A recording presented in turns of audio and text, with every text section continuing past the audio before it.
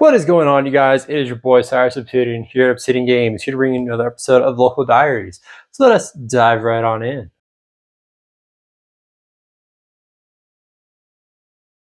So for this episode of Local Diaries, we're taking the suggestion of my wife and we're playing something I have never played before. So this strategy and strategies have terrorized the meta for as long as the deck had been out. Post January 24. I never played this because Rescue Ace was the biggest thing that I wanted to play until Rescue Ace took a hit and we tried to figure something else out.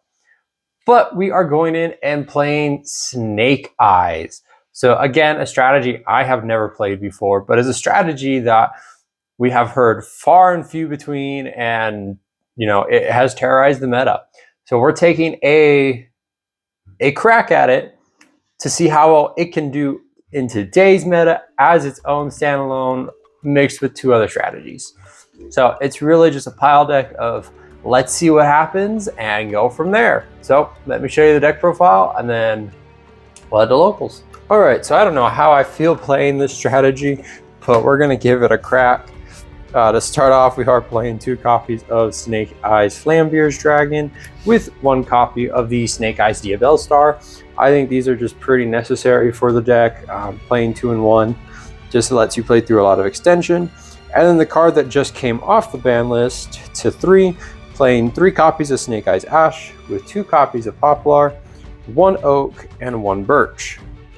So the ban list did give some nice things back for the Snake-Eye strategy. Unfortunately, OSS is still banned, so the strategy is heavily nerfed, but it still works as a pretty good strategy. The last Snake-Eye card is Divine Temple of the Snake-Eye. I would like to play a second one along with the other one that pushes the Subversion, I think that pushes monsters in the Spell and Trap card zone, but I unfortunately wasn't able to get it, so this is the Snake-Eye engine that we're running.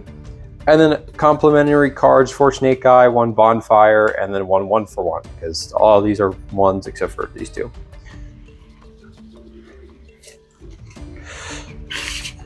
So that's the Snake-Eye.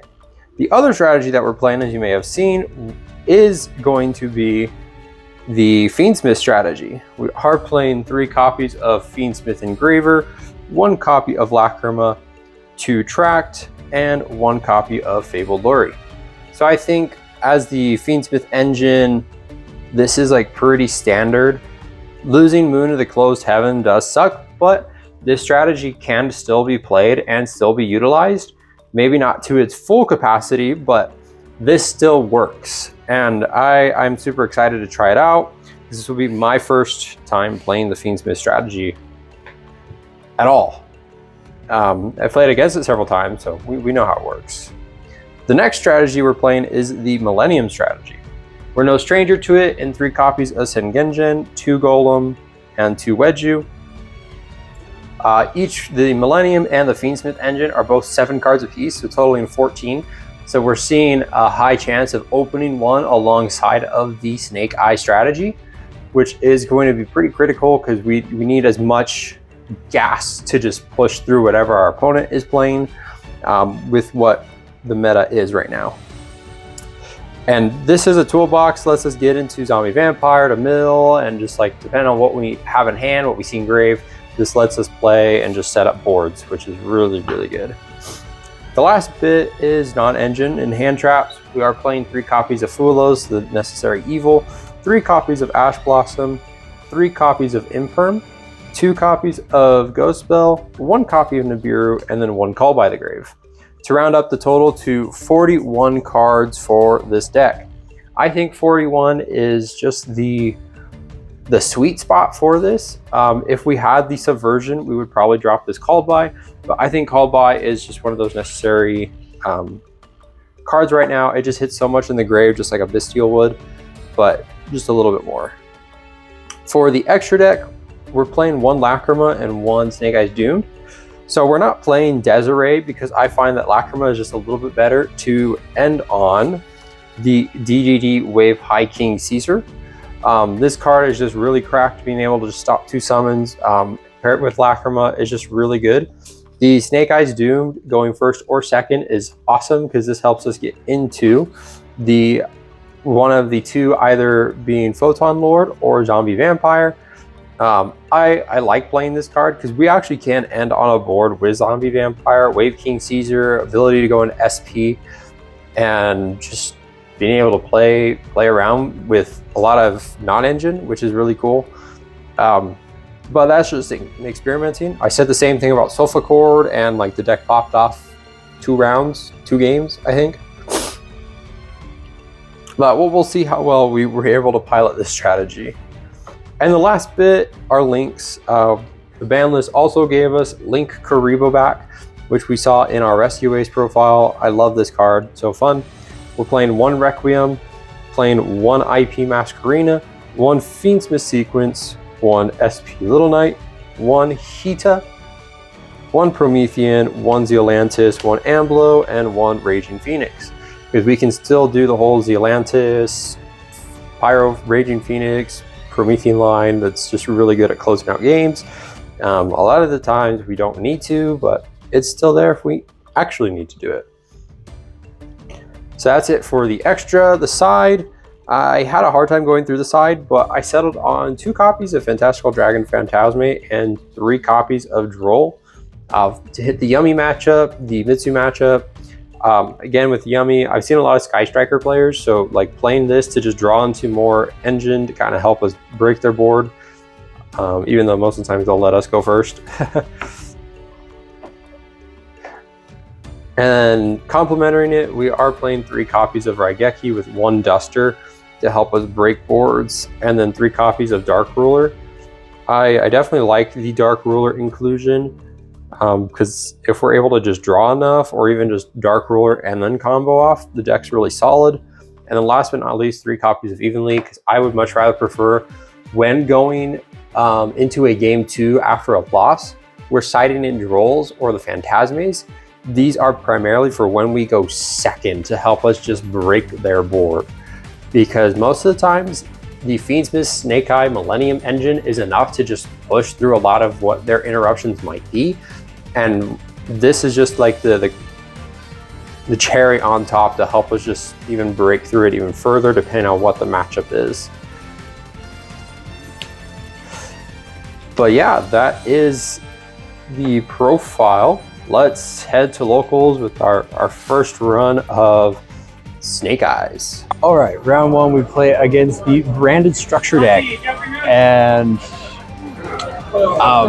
we lose die rolls, so he goes first. We opened all hand traps. We had double nib. The Ash, Fua, Imperm was not enough. He gave me 1 draw for the Fua, and it was not great.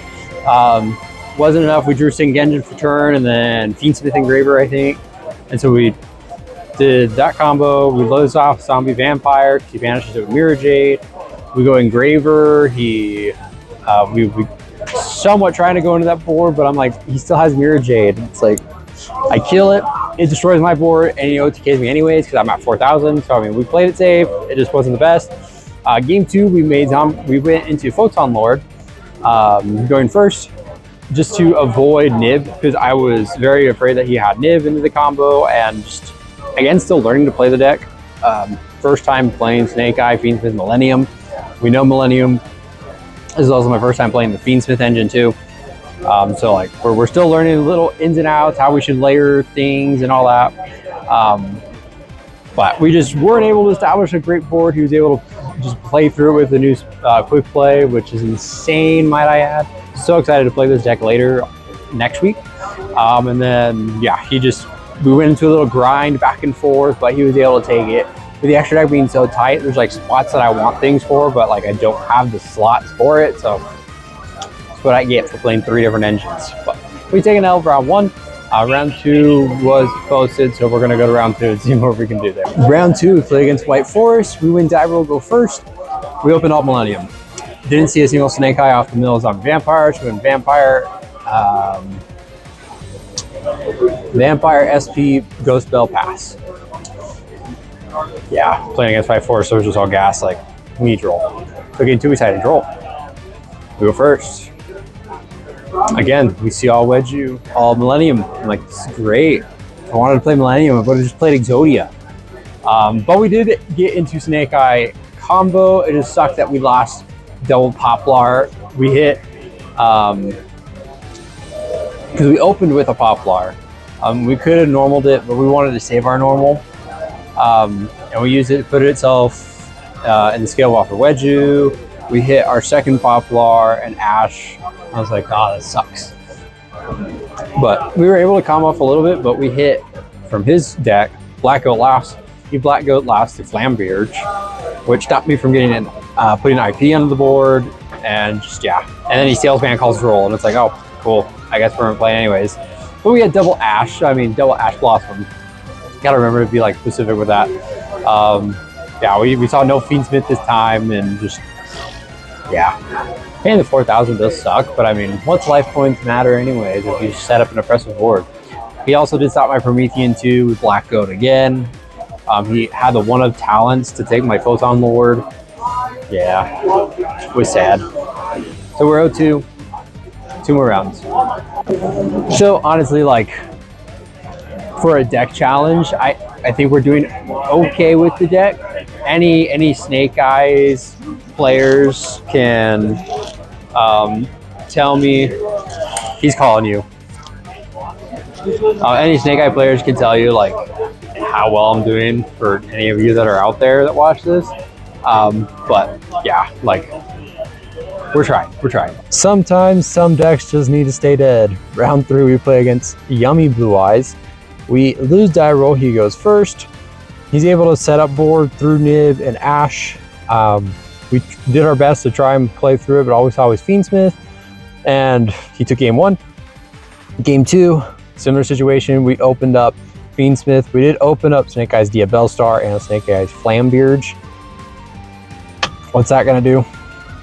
We ended on Wave King Caesar, but he had the droplet for Caesar, so he took game 2.